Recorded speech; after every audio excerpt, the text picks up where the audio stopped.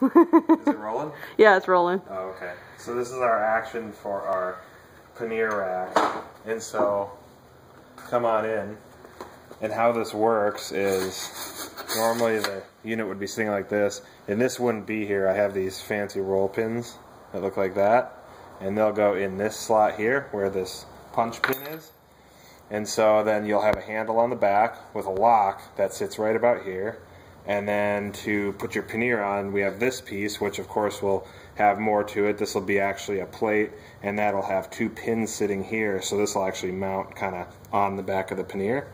And so to put the pannier onto the rack, you'll have your two pins here, which we'll show you later, and you'll set those down into the pins, and then this is just kind of sitting here, and then you pull this back, slide this up, and then it just sits in like that. And then this can't come off at all, and of course you can lock it back here. And that's our pannier racks.